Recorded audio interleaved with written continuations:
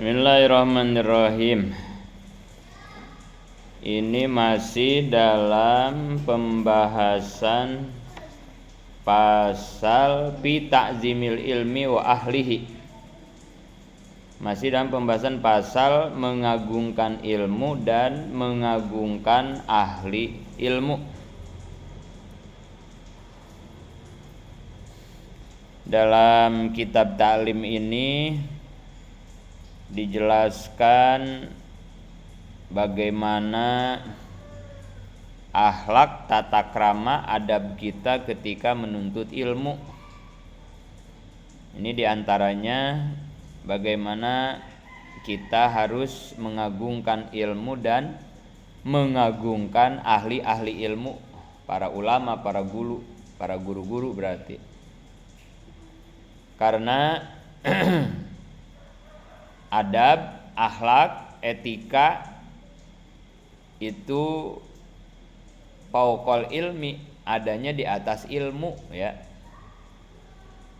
Artinya apa? Walaupun ilmunya pintar, kalau tidak ada adab, tidak ada etika, tidak ada akhlak, maka ilmunya tidak ada artinya ya. Tapi walaupun ilmunya sedikit, ilmunya biasa-biasa, tapi kalau adabnya tinggi, akhlaknya bagus, nah maka itu yang akan berarti ilmunya. Maka ini harus dicatat sama kalian ya, dicatat, diingat, dipegang, bahwa tidak cukup pinter doang gitu ya, nggak cukup jago ngaji doang, tapi akhlak harus dijadikan pegangan kita. Jadi di kitab ta'lim ini kita diajarkan beberapa akhlak, etika, tata cara dalam menuntut ilmu. Dan pastinya semua ini untuk supaya kita mendapat ilmu yang berkah dan manfaat pastinya ya, walaupun ilmu kita sedikit gitu. Apalagi kalau ilmunya banyak ya. Ilmu sedikit pun kalau berkah manfaat mah berguna nantinya ya. Nah, maka di kitab ta'lim ini oleh musonib kita diajarkan bagaimana tata krama adab dalam menuntut ilmu. Nah di pasal ini salah satunya kita harus mengagungkan ilmu dan ahli-ahli ilmu. Kemarin ya di sebelumnya itu dijelaskan bayam bagi li talibil ilmi alla ya'huzal kitab ila bitoharoh, bahwa penting bagi para santri talibil ilmi kalau mau ngaji, mau bawa kitab, mau ngederes, mau mutolaah, biasakan dalam keadaan suci ya. Suci dari najis, suci dari hadas kecil, suci dari hadas besar. Biasain ya. Ini dalam rangka mengagungkan ilmu dan agar ilmu yang kita dapat berkah manfaat gitu. Bahkan di situ dihikayatkan ya, wa hukiya an-Syekh al-Imam Samsil A'immah al-Halwani. Dihikayatkan Syekh al-Halwani, beliau berkata innama niltu hazal ilma bitakzim. Tidaklah kita akan mendapatkan ilmu yang berkah dan manfaat kecuali dengan takzim. Takzim itu apa? Mengagungkan ya. Jadi harus takzim kita ya. Ngagungin ilmu, ngagungin ahli ilmu, guru-guru. Fa inni ma ahadul kagida illa bitoharoh.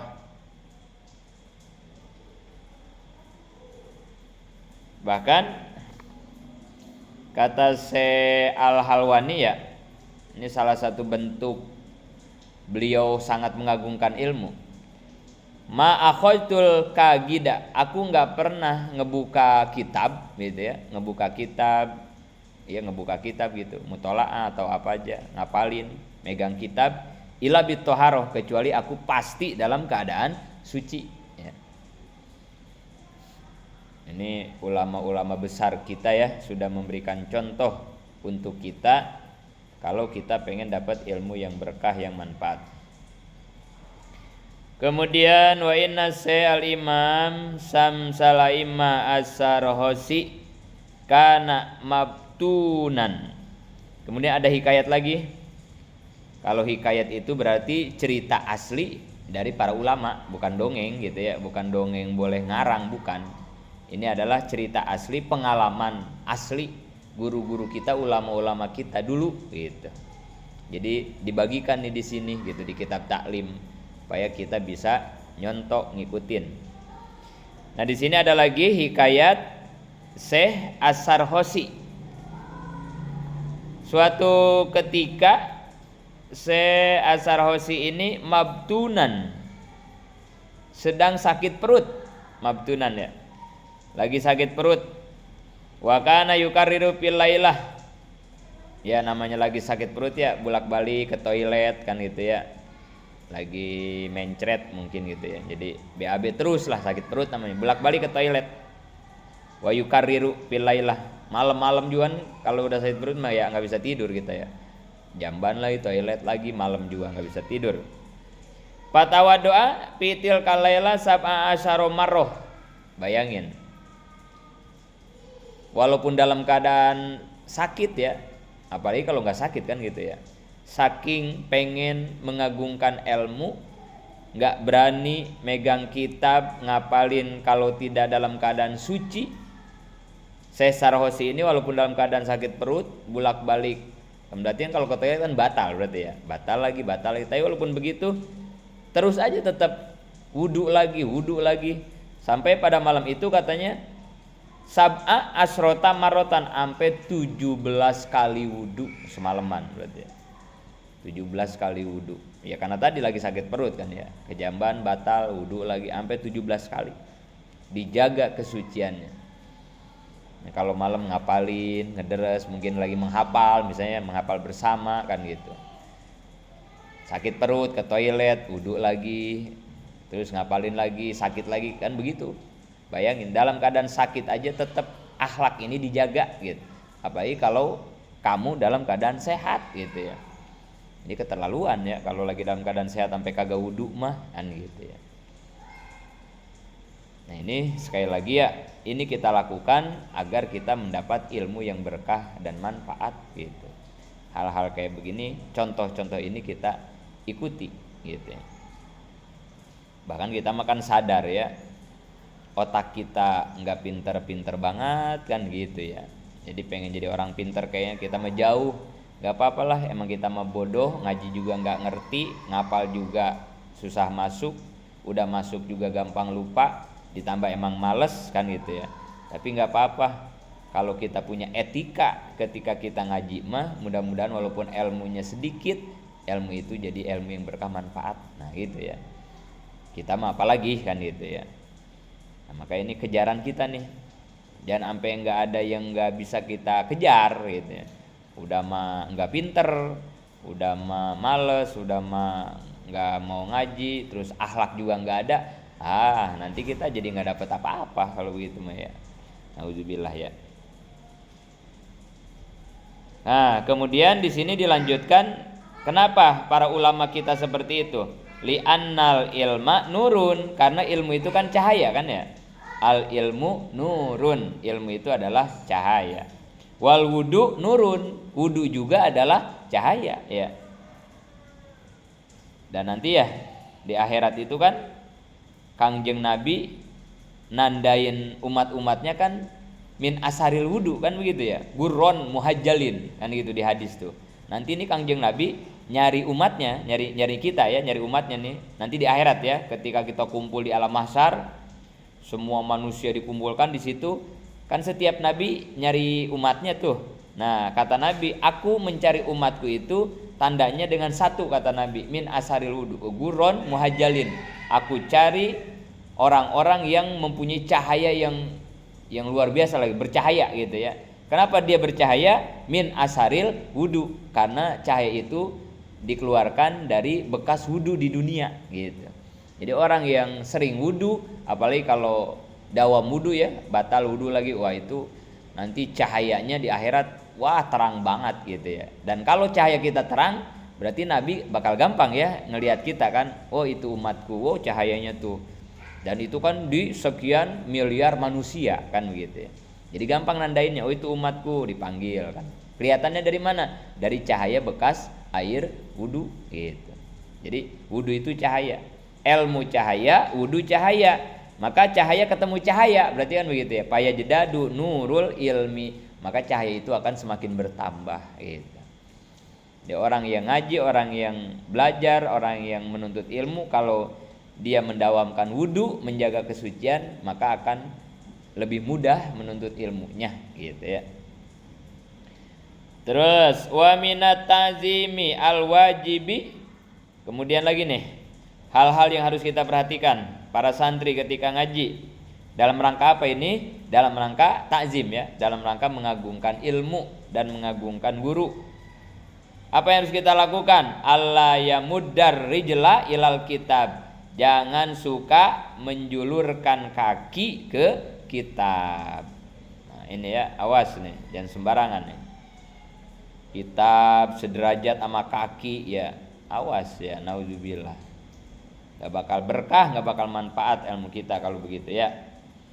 Kayaknya pakai meja, kalau nggak ada meja taruh di paha kita, kitabnya jangan sampai kitab ya sama kaki ditaruh di keramik kan begitu ya. Naudzubillah, hati-hati ya.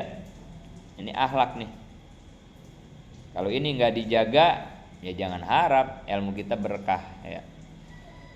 Jangan ya. Atau lagi ngapal bersama seenaknya aja kan naruh kitab. Bahkan kadang mah ada buku dilempar-lempar kan begitu, awas ya. Minjem buku dilemparin, itu kan ilmu ya. Nah, kita juga kan bisa ngerasain itu mah ya. Kalau kita nerima sesuatu dengan dilempar kan kita bisa ngerasain kan gitu ya. Nggak sopan kan disebutnya ya, nggak sopan. Awas ya, melemparin kitab, melemparin juz amma misalnya, aduh. Jadi kita jaga banget ini keagungan ilmu ya. Wa yadoa kutubat tafsir fauqa sairil kutub. Kemudian juga nih, kalau kita mau nyimpan kitab tafsir harus di atas kitab yang lain. Nah, kalau ngaji tafsir ya, kalau enggak ya nggak apa-apa ya. Kalau belum, tapi kalau nanti kita ngaji tafsir, cara nyimpen. Tapi kalau yang paling bagus ya nyimpen kitab ya kayak beginilah, didiriin semua nih. Jadi bagus begini nih, namanya sopan gitu ya. Tapi kalau misalnya enggak begini mau ditumpuk, nggak apa-apa ditumpuk juga ya. Tapi kalau ketika ditumpuk, tafsir harus paling atas gitu ya. Nggak boleh misalnya tafsir di bawah, di atasnya sulam, taklim, nggak boleh ya. Jadi kitab-kitab yang lain harus di bawah. Karena kalau tafsir kan tafsir Quran.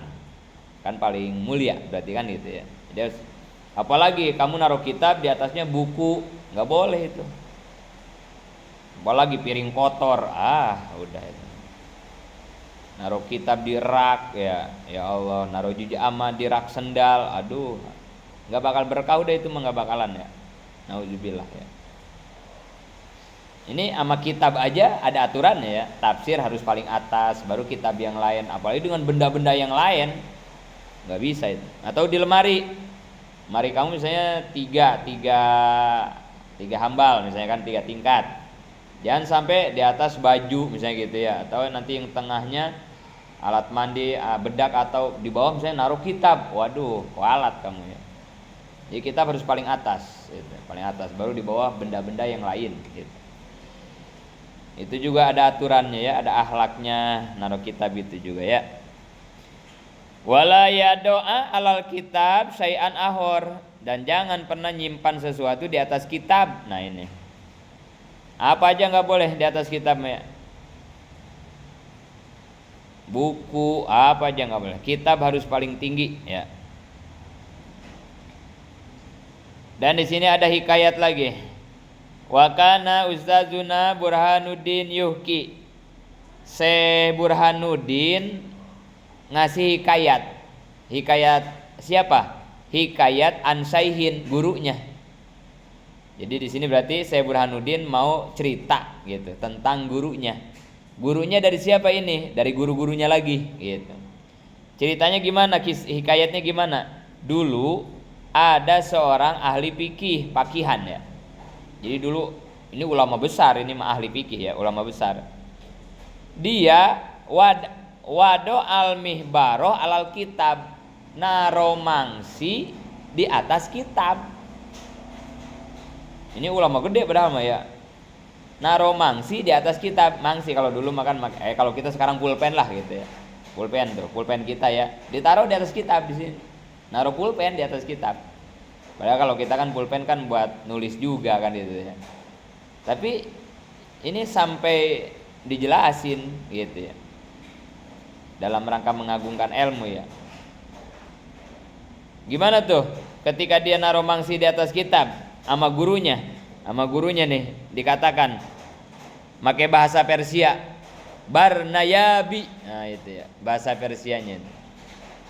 Hei, ahli fikih, Barnayabi, nggak bakal manfaat ilmu kamu gitu ya Allah ya. Itu cuma naruh mangsi doang, naruh mangsi. Saking hati-hati jangan sampai kita melakukan ketidaksopanan, su'ul adab disebutnya kepada kitab ilmu ya, kitab ilmu. Atau misalnya kamu nulis tajwid buku kamu, jangan sampai itu buku tajwid kamu taruh di atas pelajaran sekolah misalnya begitu ya, atau apalagi kalau majalah gitu ya, awas gitu ya. Karena buku itu udah jadi kitab kamu gitu. Itu juga nggak boleh sembarangan ya. Ini harus hati-hati banget kamu ya, harus apik, harus hati-hati. Semua ini kita lakukan demi meraih keberkahan dan kemanfaatan ilmu ya. Sampai situ ya, nanti kita lanjutkan. Wa kana ustazunal qadi. Nafanallahu bi'ulu